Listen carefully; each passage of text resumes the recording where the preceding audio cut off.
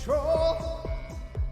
Her gravity is all that I know. She's over me.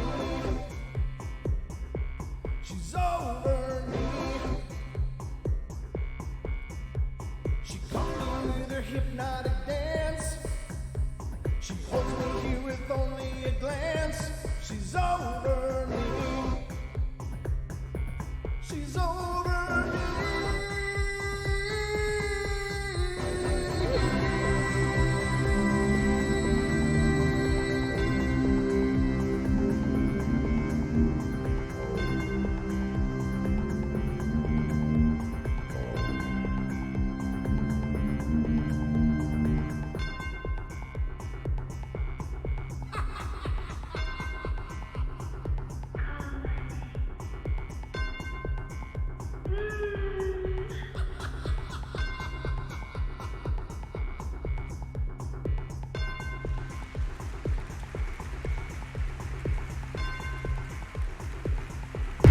Ladies and gentlemen, welcome to the Night Terrors, the Paranormal Portal Night Terrors, and I'm your host, Brent Thomas. I hope you're doing great. Happy Sunday evening. Hope it's been a fantastic day. I had a kind of a low-key day myself. Just a lot of minion time, so it was a good day. He's just such a pistol. God, he's growing up fast. But anyway, welcome to the show, everybody, and I hope you're doing wonderful. Thanks for spending the last part of your weekend right here with me on the show. I appreciate that. Got a great show, I hope, lined up for you. But as always, the phone lines will be open throughout the duration of the show tonight, which is the Night Terror shows. If you're kind of new to this, is the shorter format Paranormal Portal shows. The Wednesday, Friday, Saturday shows are 2 hours, but the other nights, as we do 7 shows a week at 7 p.m. Pacific Standard Time, the other nights are just around an hour. So not quite as long, but just fun to reach out and be a part of your days as much as I can. So I appreciate you guys choosing to be here with me, and thank you all for that. And thank you to all of you who have continued to support the show and continue to encourage others to check it out. It's really going. We just cleared 5,000 subs on YouTube, which is exciting, but we're just starting to get to the halfway mark to 5,100, so, and then onward and upward. So it's going good. It's growing, and I thank all of you for that, and for all of you choosing to be part of the Paranormal Portal family. So I hope y'all are ready, because it's time for bed.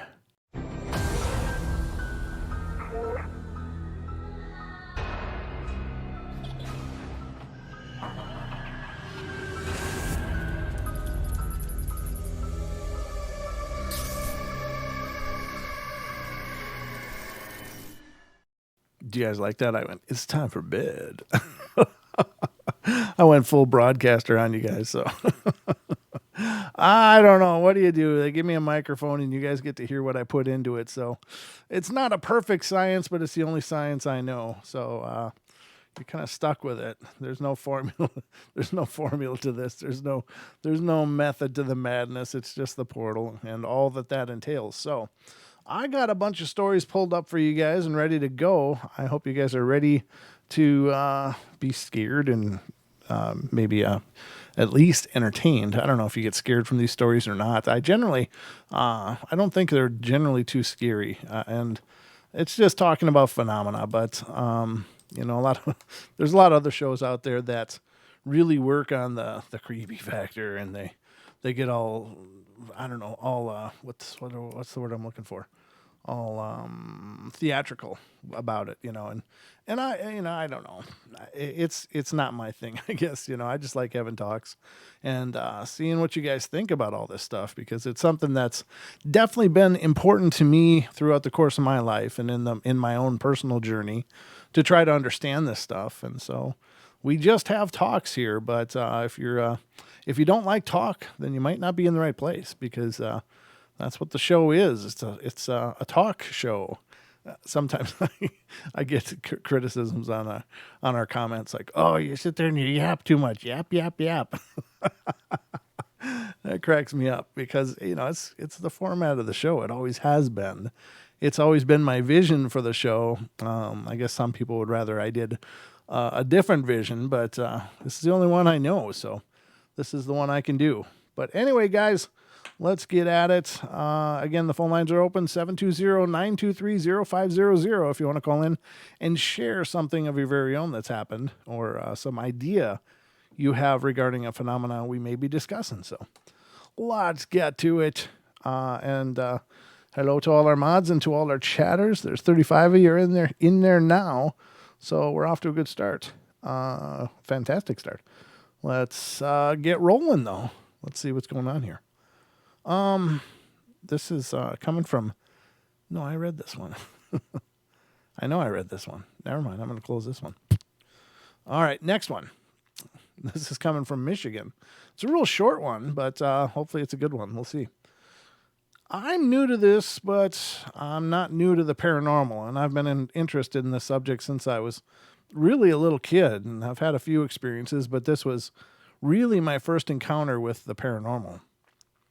This is about 9 or 10 years ago, I think. I was around 6 or 7 years old, and I was sitting in my living room drinking some Kool-Aid next to this really old rocking chair that my mom had that was handed down through many generations. Well, I sat down on the floor right next to the rocking chair, just relaxing and waiting for one of my friends to come over, and my mom was in the backyard with my little sister, who was maybe 3 or 4 at the time. So I had a really old wooden television set in my living room, which was facing the old rocking chair. And I was just sitting there looking out my window when I happened to see something out of the corner of my eye. I look into the television, and I saw a man sitting next to me in the old rocking chair. Well, I blinked, and the man was vanished. The man looked a lot like my dad, too. And my dad's not dead or anything, so that's really weird to me. I was so frightened by the man, I ran out of the room screaming and into the backyard, and when I told my mom, she said I was watching too much Scooby-Doo. But I know what I saw. It was real and not a dream or anything. And this event has stuck out in my mind ever since. So those old hand-me-down items, they've got a family charge on them, and I'm sure there's some form of maybe residual, maybe active haunt that's probably belonging to a grandfather or great-grandfather to this person reporting the story. The fact that it looks like the dad sounds like it's one of the relatives. So I guess that's probably a good thing normally. I don't think generally our relatives go out of their way to cause us a lot of grief, but you never know. Sometimes it happens. Sometimes there's some really creepy relatives that raise hell after they're done, but what do you do? So I don't know. You got to be careful with those old hand-me-downs too, even if they are from your own family. Now, I always talk about people being careful bringing items in from like thrift sales or yard sales or Salvation Army and stuff like that. And I like going shopping at all those things too. You can find some real treasures. You can find some really cool stuff for very little cost. But you just don't know what else you're bringing home. So I think if you're at all sensitive, if you're all concerned about it, I think that anything you bring home, you should probably cleanse or have cleansed. There's plenty of people that would help you with that. Or you can even look online and find instructions how to do it. The scope of the show is never going to be telling you how to. I don't usually wade into that ground because, honestly, it's going to depend a lot on your paradigm, on your religion, on your faith, how you go about doing it. And it's not my place to try to tell people this is the way to do it. There's thousands of ways to do it. And so you got to find one that aligns to your belief system. So, but it's not a harm. And unless you don't mind Grandpa's spirit hanging around in the rocking chair, I think that's kind of cool personally. But, if he turns into a bastard, then maybe you got to deal with him. But, generally those kind of hauntings are not, disruptive at all. They're just, I think they're kind of like sentinels. They just kind of look over us, and I think that's a beautiful thing. So, I think that those things should be encouraged, but I guess it all depends on, your comfort system or your comfort level with that kind of stuff. Everybody has their own barometer, so to speak. So, Ruby Neck. Tracy's talking about Scooby snacks. Oh my God. Gotta love a Scooby snack. I think that those were edibles, probably. I think the Scooby snacks were just edibles. I'm not sure, though, but as much as those two ate, something was up. That's all I'm saying. Let's see. This is not a valid menu option.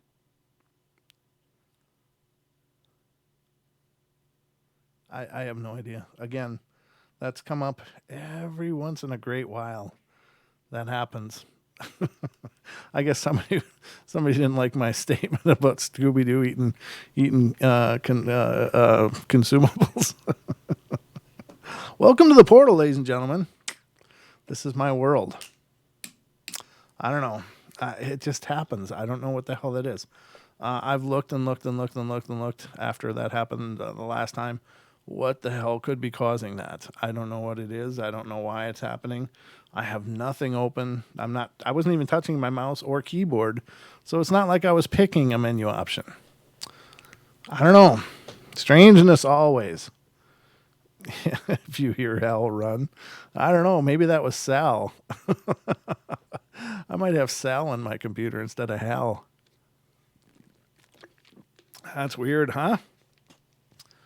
Hello to everybody.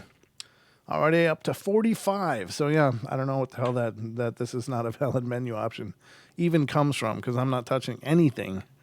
And it's like I was just trying to click on something that didn't work. Weirdness. That's the portal, though, ladies and gentlemen. I don't know. I mean, it's probably just some glitchy, stupid crap on my computer, but I don't know what's causing it. I have no idea. I'm just at a loss. So, could it be paranormal? Sure. Is it? I don't know. I have no idea. I really don't. I have no inclination either way. I will say that before I started the show, something shifted over here in the corner to my left. I thought it was Anubis, but then I heard him meow away in the other room, so it wasn't him. So whatever it was, I don't know. I have no idea. But there you have it. Or I got mice. Maybe you got mice, but I got a cat. He's a good mouser, too. I've seen him get one. It's like, whoa, that poor mouse. He's quick and lethal. So let's get to the next one here. This one's coming from Pennsylvania. And I was hanging out at my friend's house one night, and he told me about an experience he and my other buddy had while they were walking down a dirt lane about 100 yards from the house. They were walking along the lane talking when they saw what looked like a young girl standing on the lane looking out at the field next to it. And this wouldn't be all that weird if it wasn't for the fact that she was glowing, as they described it, with no face. That is terrible. They also felt very sad when they saw her, and they described it as if they just watched a sad movie. Several nights later, I decided to walk down this lane, and I was with two other people. When I went down the lane, and one of the people I was with kept seeing something in the field to the left of us, and I just thought he was letting his mind run away with him. And as we were walking, I reached a point along the lane and felt a strong feeling of fear. I actually dry heaved, and it was that bad. I stopped dead in my tracks, and I figured I'd had enough and turned around to walk back to the house. But as I was walking back, I felt I was being chased. So I really decided to walk a little bit faster. Then I decided to jog, and then I flat out sprinted. The whole time I was running, I still felt like I was being chased. And when I reached the tree line about 10 feet away from the main road, all the fear and the feeling of being chased went away. From past experiences, I knew that something was not right. Well, I reached my buddy's house and sat down and told him what had just happened. After a while, curiosity got the better of my judgment, and I decided to go back down that lane, but with my buddy who lived at the house. We decided to go at 3 a.m, as we both knew that many people believe that is the most active time for the supernatural. So we went and walked down the lane right past the same tree line that I passed before, and I felt like I was being watched. And we actually made it to the end of the lane this time. On the way back, I decided to show my friend where I first felt the feeling of fear. And when we reached the spot, my friend stopped me and said this is where he and his other friend saw the little girl. This I thought was too weird to be a coincidence.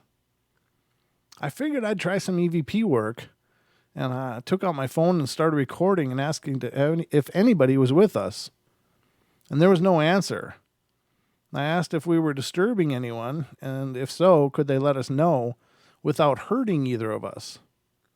Well, after I said that, a horrible scream split the air that was louder than anything I've ever heard. We took that as a sign to get the hell out of there. We walked back to the house, and while we were walking, we both felt that we should stay off the lane and walk in the grass. We got back to the house and listened to the recording. And when we got to the part of the recording where the scream should have been, it wasn't there.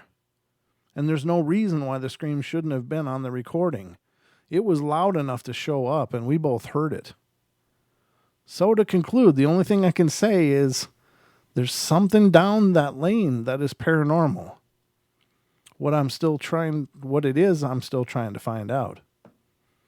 Yeah, that's sad. Especially if it is actually a little girl's spirit. That's really tragic. I don't know. Again, I don't know what to think of the whole kid spirit thing. But I believe it's possible. I just don't know why it's possible. So the next one is going to be South Carolina. Oh, this one has a picture. Huh. That's kind of interesting. That might be a really good capture. I'll show you the picture after I get done with the story. It's from South Carolina. It says, we recently took a trip to Charleston, South Carolina on 7708 to celebrate our 1-year wedding anniversary, and we took a haunted old jail tour. And while we were waiting outside to be called in for our tour, we snapped a few pictures outside of the front of the jail. And upon looking at the pictures taken, we looked on the digital camera and we noticed an unfamiliar face show up in the picture above my wife in one of them. And we took another picture to see if the object appeared again, and it didn't. And I've shown it to many people, including the tour guide, and they all think that it's a ghost or spirit from the old Charleston, South Carolina jail. Please help me verify the chilling experience. I took the picture in our digital camera night setting, but it doesn't seem like a double exposure or any other camera area because of the location and the position of the face in the photo, and the facial features don't resemble my wife at all. The site for the jail is known to be very haunted, and I'll attach a photo to see if I can find a place to do this so everyone can review it. We also have the full-size image for review too. That's really cool. Let me pull it up. Oh yeah, that's creepy. There's a couple faces in there actually. I think they had a lot of things going on there. There is some anomalies. I don't know. It's if it's legitimate, it's a really good capture. And honest to God, ladies and gentlemen, nobody can tell unless you've got the actual camera and you're at the location and can duplicate the shot and do some test shots.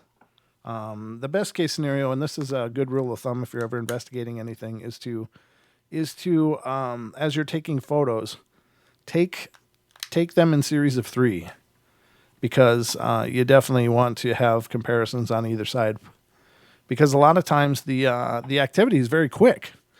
It's in and out of the frame in no time. So you gotta have the additional photos to compare. I mean, you'll have to have ABC tests. So if the anomaly appears on all 3 of them, then maybe it's something to do with the lighting or whatever. But if it's only on one of them and the other photos are taken in quick succession, then you may very well have captured something. Let's pull this over here and I'll let you guys see it. I think it's really a pretty good capture. Just on face value. But again, I can't test this for authenticity. Just on face value, if what they're saying is legitimate, this is pretty convincing. So, as you will see, there's a face right up here in the upper left-hand corner, and that's very clearly 2 eyes, a nose, the bridge of the nose, the nostril, the creases from the nose to the lips here, a jawline, kind of in a like it's looking this direction, but back down at the camera. There's the wife. And now I did see something here. Like it looks like some kind of grinning face with two nostrils there. Potentially eye, but I don't know. It's hard with that pattern on her dress to really see what's going on. And, there's obviously some wispy anomalies everywhere, but it's curious. I wouldn't pay much attention to what's back here because we don't know. I mean, that could very well be a light inside in there or whatever, but it's all right here. It's, as far as spirit photos go, there could be many faces in here. I can see many places where it could be, even right here, like an eye and a chin jawline coming out from behind her. One here, potentially. Some eyes potentially here with a mouth or two eyes. Another one up here. But some of these could just be matrixing or pareidolia. It's hard to know for sure. You'd have to look at all of these things and then compare it with compare the original with different filters and stuff on photo editing software to make sure that it really is what you're thinking it is and not some kind of overlayer digital trickery. But if it is legitimate, that's really good captures. So I like those. I think they're cool. I think they are. What do you guys think? Do you think that was a pretty good capture? Let me know.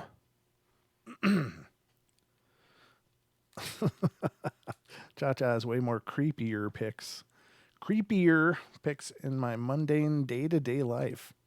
Well, there you go. Feel free to send them in. We'll be happy to review those pictures. Just saying, we're always willing to review evidence. I'm not an expert by any means, but I'm willing to look at anything. I've been sent a lot of them.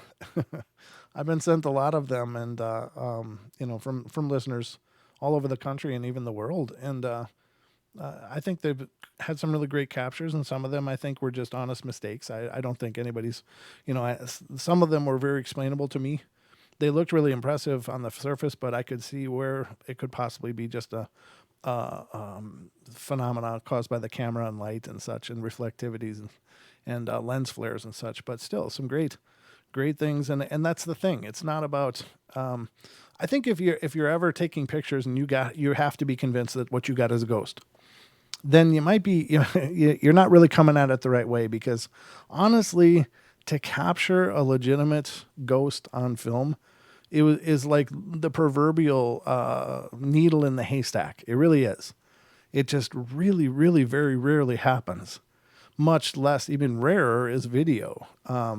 But, because sometimes the spirits seem to be able to manifest for those quick frames, but to stay manifest over a series of frames is even more energetic and is much rarer even than just photos. But, it's very, very rare. So if you're out there taking pictures and everything you've got has got spirits in it, then you're probably not really being objective, because they are incredibly rare. I mean, then that's not me just being a dick about it. It's just the honest to God truth. It's incredibly, incredibly rare to capture genuine evidence on film or on camera or on audio, or, any number of evidences are just extraordinarily rare.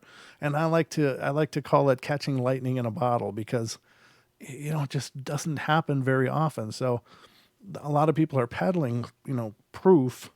And I don't think that's, they're being very objective, because if they're really catching that much evidence, then they've obviously got a technique that they need to be teaching everybody, because, and granted, it does help if the individual is tuned into the paranormal or has, some gifts or abilities, because I think that, even though you're holding equipment, you're using equipment, I think that it has to do with the person's energy, whether it amplifies that ambient, spiritual energy or not, and could perhaps lead to it being captured.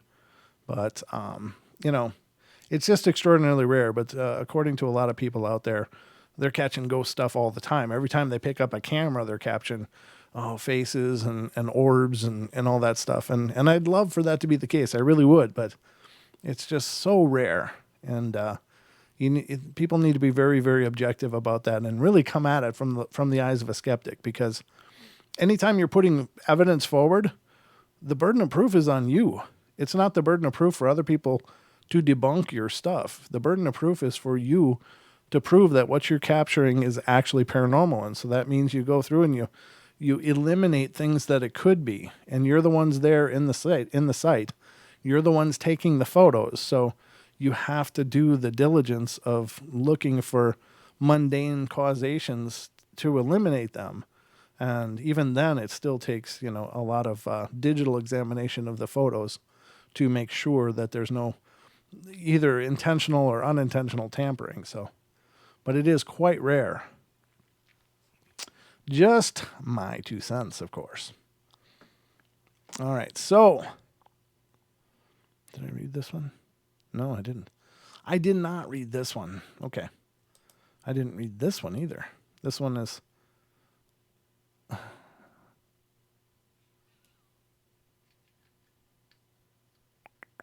Hold on, I just got to read this quick. No, this one I didn't read. I don't think. Yeah, this one I didn't read either. It looked just very much like that rocking chair one that I just read, but that's why I had to screen it and make sure I hadn't already read it. Because I sometimes repeat stories over nights. Like if, we've done a show and then I come back and read ghost stories on the night terrors, I sometimes leave them open after I've already read them. So I'll repeat them over the night. However, repeating the same story in the same night, that's unforgivable. So... All right, let's get on to this one. This is South Carolina. I don't think I read it. This is my first experience with the paranormal, although as long as I can remember, I've been fascinated with it and read every book on the subject that I could get my hands on. When I was younger, I used to spend every summer with my grandparents, my Nana and Papa, as my family referred to them. Their house was built in the 40s, and my great-grandfather bought it in the 50s, and he added quite a bit onto it. And both of my great-grandparents died while they owned the house, though I don't believe either of them died in the house. After they passed away, my grandparents moved in, and that's the history as far as I know. And I always did get an odd feeling in the house, as if something was watching me wherever I was alone in the room, or whenever I was alone in a room. This particular event occurred when I was about 13 years old. My grandparents had gone to sleep, and I was always the night owl, lay in the bed in my room watching television. At about 1 a.m., I decided to try and get some sleep. So I turned off the television, turned off the light, and lay in bed. Immediately after laying down, a loud, steady knocking began on the wooden floor in the living room. Well, I consider myself to be very rational, so at first I assumed it was one of the dogs playing around, and a few minutes went by, and the sound continued as steady as a drum and remained in the same place. Now, my heart began to pound a little faster, and I decided to investigate.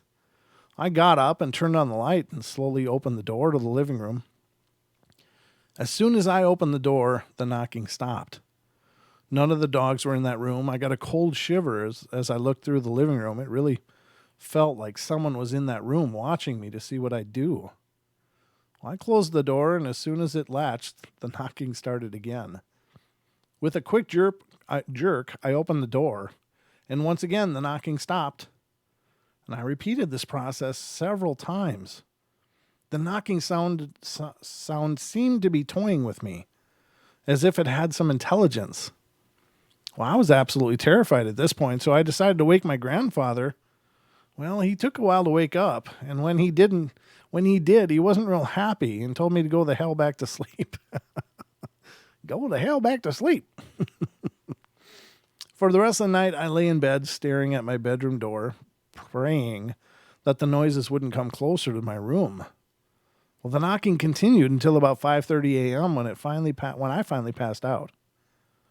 The next day, I asked my grandmother about it, and she told me that occasionally she feels my great-grandmother's presence in the house, but really never felt frightened. To this day, I wonder what the point of the steady knocking sound was that night. Was it to scare me or just get my attention somehow? If it was meant to get my attention, why did it stop every time I opened the door? And why did I feel so frightened? I've had other paranormal encounters since this, but This one remains one of the more frightening ones. Yeah, but it's, it does sound kind of playful. And I don't know.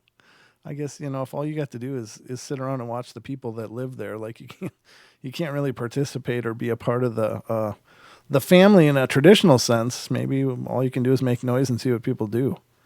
I suppose, if you're staring at walls all day long and people passing through, it probably gets a little old. You need a little stimulation. I really do wonder that, though. It keeps coming up in my head every time I think about this, but it's like, so you've lived your life and for whatever reason, you pass on and you're stuck. You're still here. You might be confined to a house for some reason, whether it's an emotional attachment or psychological attachment or some other reason that you can't leave the house. I don't pretend to know what happens, after we're done with this existence as we know it, but some people appear to be stuck in homes, and whether by choice or by design, I don't know. But what would that life be like? I mean, you're just standing there. Nobody talks to you. Nobody acknowledges you. You're seeing people coming and going. You're seeing the events of their lives. Now, here's the thing that does occur to me. And I got to go out on a limb a little bit here because this is a lot of creative thinking. So this may or may not be the case, but over and over and over and over again, we hear those stories that we've covered on the show, thousands of them, of people waking up and seeing either the shadow figure in the corner or some apparition just standing there staring at them, and it's really creepy and weird. And it's like, what are they doing? Just watching people sleep. But what if they're actually watching our dreams? What if they are able to see those dreams telepathically and just see what we're doing? And that's like their version of TV. I mean, they can watch our thoughts. And that to me is about the only thing that makes sense, because I'm serious. If you had to sit there and just stare at walls and stare at people, how long till you would go insane? How long till you would just absolutely snap and crack and just become some drooling idiot? I mean, you know what I mean? I don't know. So maybe they can actually watch our dreams like a movie and like, some form of weird entertainment. And God, I don't know. It just occurs to me. So take it or leave it. Another me on my soapbox and throwing around my ideas, but that's what the portal's all about. So I think it's pretty cool. But next one's coming from Michigan. I was 6 years old and I was at the local beach. It was about 90 degrees, so I don't know if what I'm about to say is just something I saw because I was so hot, but I went swimming and I couldn't swim, so I had a floating ring rather. And I looked over and saw a little boy or girl looking at me. They had a really old bathing suits on, so I was confused, but I just said hi. But they never answered. I was in about 18 feet of water. I don't know. The boy swam near me, and I was a little scared, and he looked at me like he was scared, and he wanted me not to see him. He grabbed my arm, and I couldn't feel it, and I slipped out of my ring. And he looked at me like he wanted to either help him or wanted me to die. As I told you, I couldn't swim, and I was submerged underwater for what felt like forever, but was really about 30 seconds. And while I was underwater, I saw in my head both of the little kids underwater, and they were screaming. I could feel myself crying under the water. Well, my sister saw me and pulled me to the land, and I can still see the little boy's face. He had all black hair, a very pale face. They spelled that P-A-I-L. With blue eyes, and his teeth were a little crooked. The little girl had long blonde hair and a scratch near her left eye. I think the name of the kids were Kathy and Peter. That's the end of the story. So, I don't know. Terrifying. That would be a horrible situation. I would agree, not agree. I was going to say two different words there and ended up with I would agree. That's how I roll here on the portal, ladies and gentlemen. I'll create a whole language all by myself. So I've been known to brutalize English like nobody's business. Potato salad wrestling. What? Every once in a while, I just glance at the chat. It's like, what I see? Potato salad wrestling is where I draw the line. It's like, what the hell am I missing in there? You guys are cracking me up. All right, let's continue on our journey through the paranormal portal, ladies and gentlemen. Oh, this one sounds like it might be cool. There's 2 stories written by, I assume, a gentleman going by the name of White Buffalo. So it's called, the first one is called Mackinac, the Big Turtle Island. And this is from Michigan as well. I know there's Mackinac Island in Michigan. They've got the most amazing fudge there. If you ever go to Mackinac, you can watch them make the fudge. But it is just incredible stuff. It really is.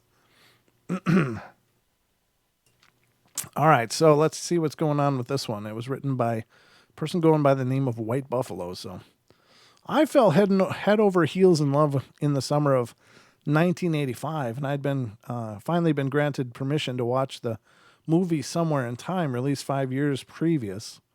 It was a bit racy and not fit for one so young. The Grand Hotel made me sigh and my heart sing. I watched the movie as often as I was allowed, and I felt I knew just about every room of the hotel by heart. I thought I could be able to navigate the entire building and grounds with no map. I pored over brochures and pamphlets and looked it up on the encyclopedias. Remember those? And drew it as well as I could.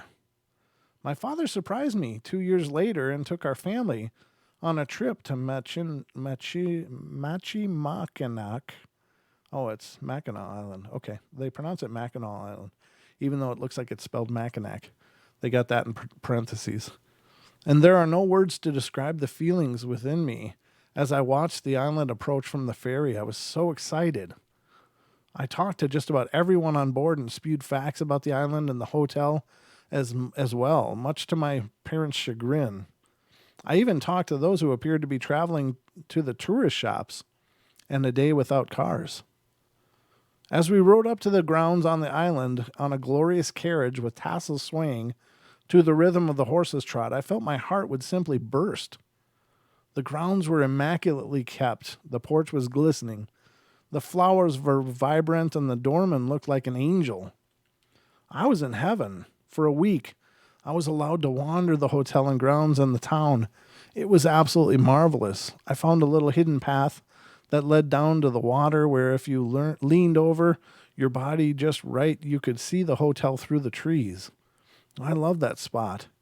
The only sounds to reach it were the sounds of nature. It seemed it was not only my secret, though, as just a few yards away, a boy about my age used to sit and just stare out over the water. Occasionally he would look in my general direction, but like me, he was lost in his own thoughts and the beauty of the lake. On the day we were going to leave my fairy tale land, I went down to the lake one last time, and even though I never shared a word with the boy, I thought to tell him he would again have the lake to himself. It was one-sided conversation, and I could not help but feel saddened that I had wasted the week by not talking to him sooner. Maybe we could have explored the island together, but he never spoke a word. But the look in his eyes were so sad, and that I flattered myself to think that he would miss sharing the secret place with me. On my way back to the hotel, I stopped in the mission church to say a few words. There I met a man that I talked to briefly, and I asked him about the boy. With only a little over 500 residents on the island, I thought for sure this man would know who he was. But he had no clue. The ferry ride back across to the mainland was a depressing one. I couldn't help but to stand at the aft quarters and watch the hotel until it could no longer be seen. And I then went up to talk to the employees of the ferry, and I told them about our stay. And they humored this young girl who seemed to be filled with the magic of the island, as so many before me. When I mentioned the little boy, their expressions changed, and Eric Lightfeather told me where it was that I saw him. And I agreed. Seems that on a snowmobile ride to the island one blustery winter day, a young boy and his father fell through some thin ice near the shore of Mackinac Island, and the father was not found until the spring thaw. But the boy made it to the shore where he was found. He was frozen on the banks of Lake Huron. Just an added note to the story, the hotel on the movie, Somewhere in Time, is not the Grand Hotel, but the island was used. The actual hotel that was used in the movie was the Hotel del Coronado in California. Once I was made aware of that, I decided to visit it as well. The island of Mackinac is a sacred place in the tradition of some of its earliest known inhabitants, the Anishinaabe, Ojibwe tribes, who consider it to be home to the Great Spirit. Now it's home to fudge. And that's not me poking at that. I think that that's beautiful. But I do have a call here, so let's get to this one. This is, of course, Mr. MCAT. Welcome to the show, brother.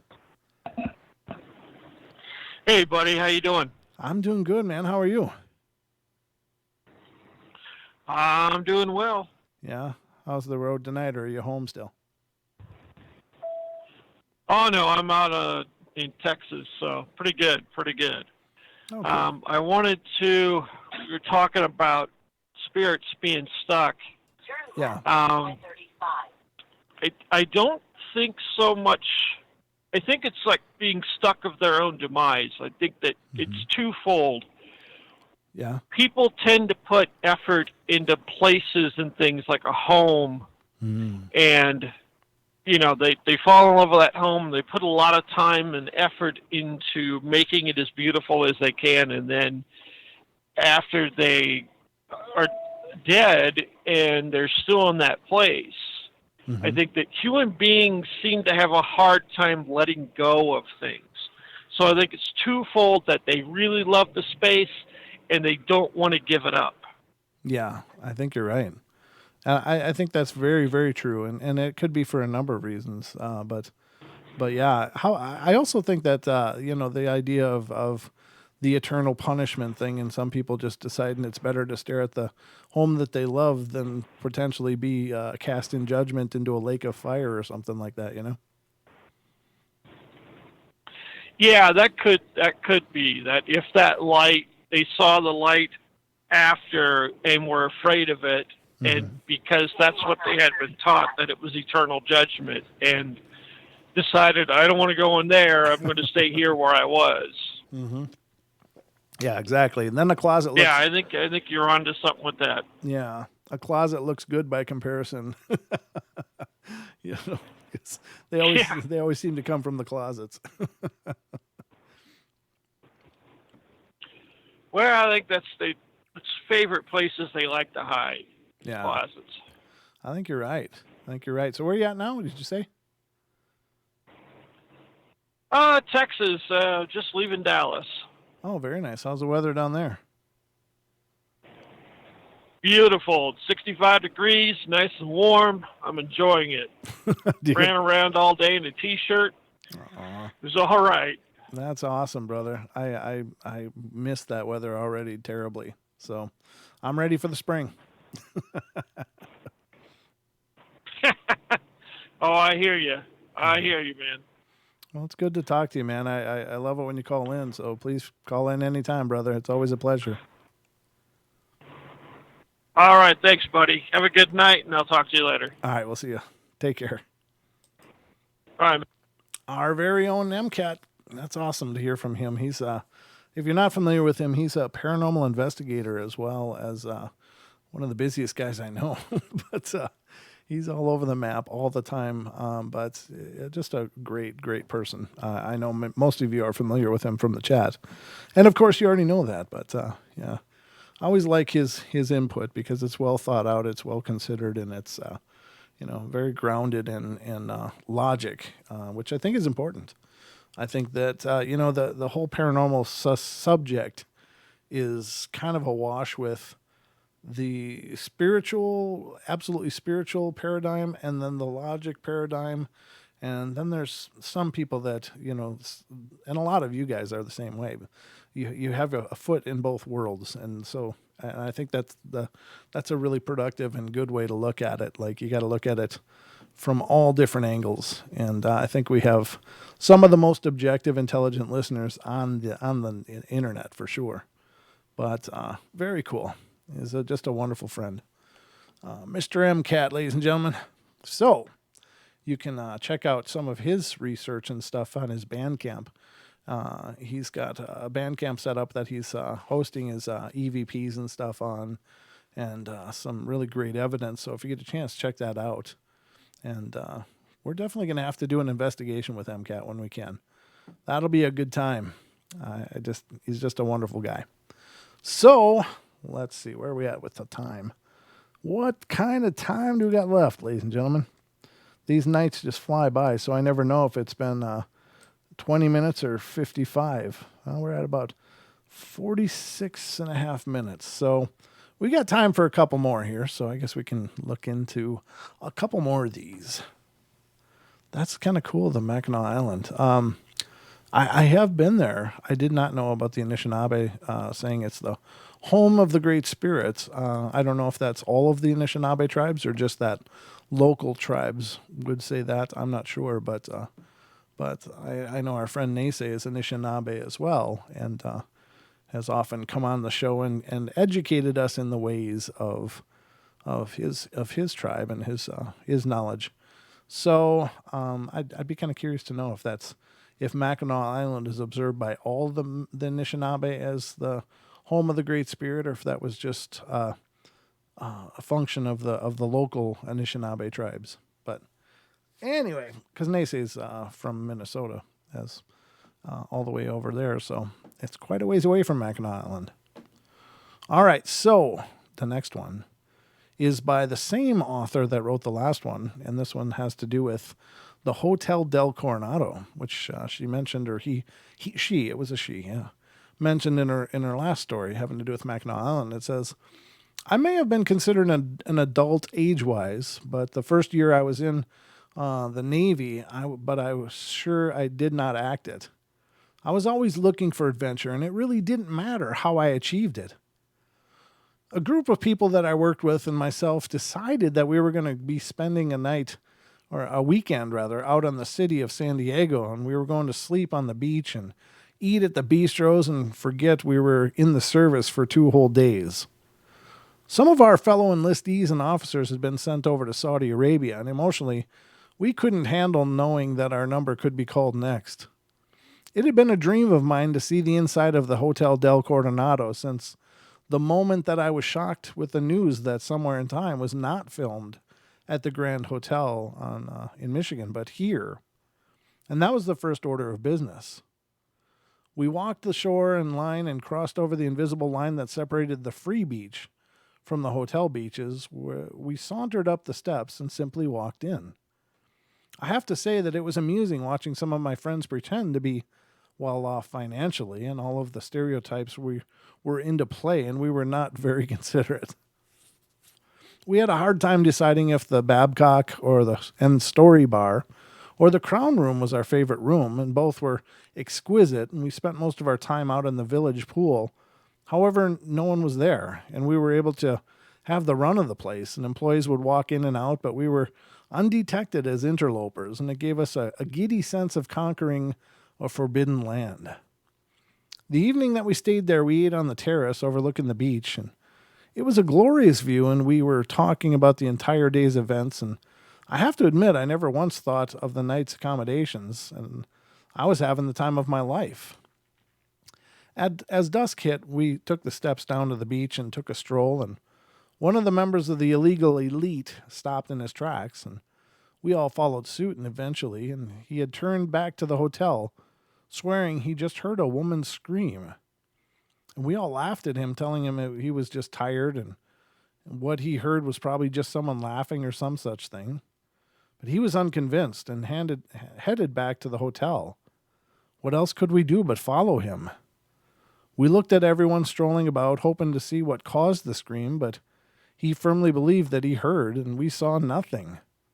So we went back inside and back to the pool, and we were lying on the lounge chairs talking over the scream, trying to convince him that it was nothing, when a young porter came up to us and explained that he didn't mean to overhear, but asked about the scream and where were we, and was it a woman? Many questions that only my friend could answer.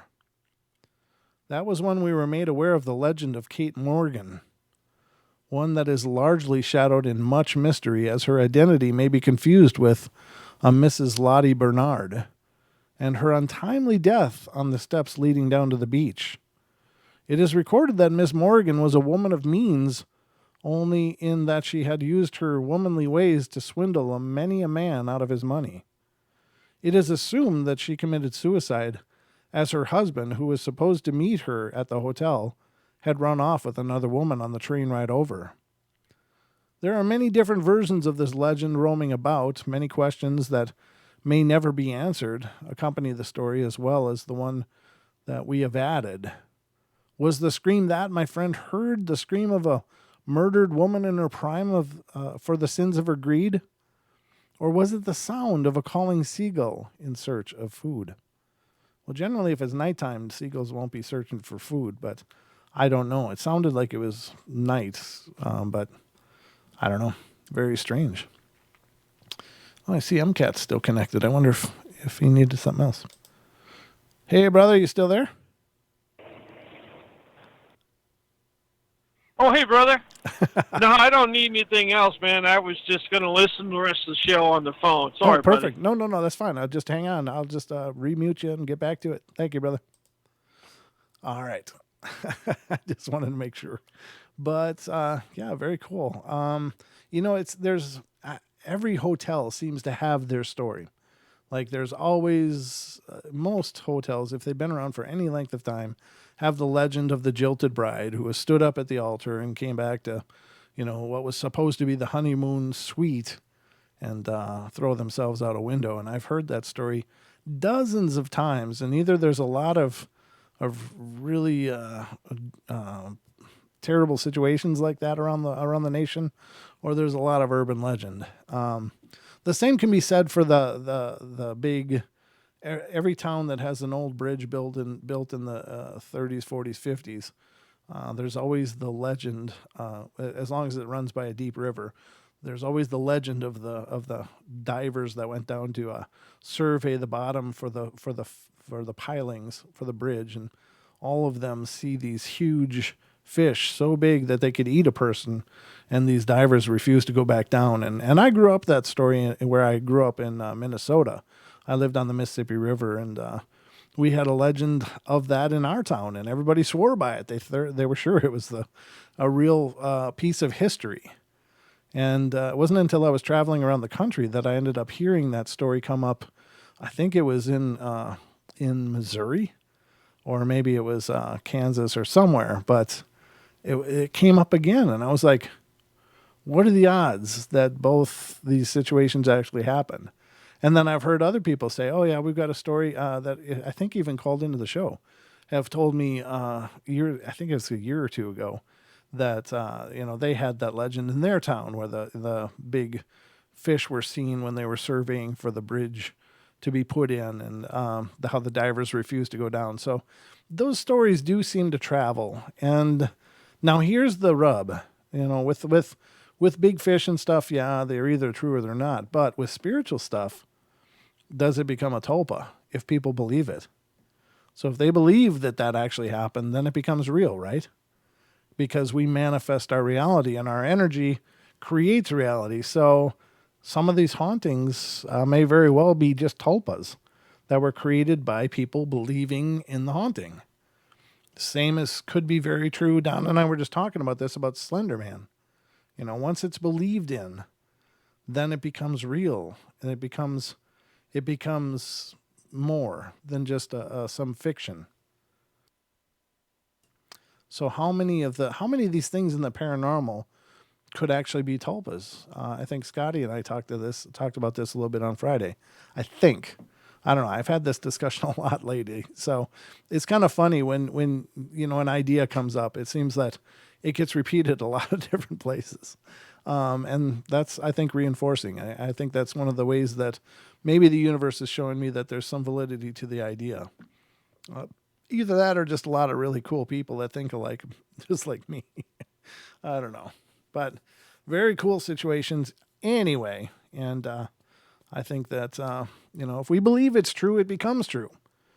Those monster fish. That's right, Linda. That's what I heard growing up is all those monster fish.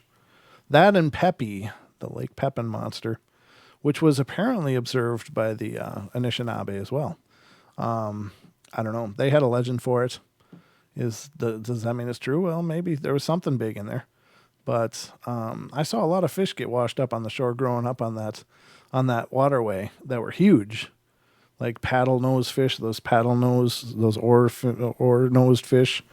I saw those washed up on the shore every once in a great while. They were very rare, but they would come up every once in a while after a barge went through and hit them with the propellers. And, it's pretty amazing. They had that real smooth skin on them. Very cool. But, yeah, I mean, it's just the one that I saw had smooth skin. Maybe the scales already fell off if they have scales. I don't know. I don't recall. I've seen huge sturgeon wash up. But, there are big things in those old waterways. There's no question. But I don't know about shark-sized big things. Then there's the idea of like bull sharks. They are known to have migrated their way up a large portion of the Mississippi River. And that's creepy. And they tend to follow fishing boats is what I heard. They tend to follow fishing boats because apparently the sharks detect that panic of the fish when it's on the line. It releases these impulses into the water. So the sharks just follow the fishing boats, wait for a fish on and boom. So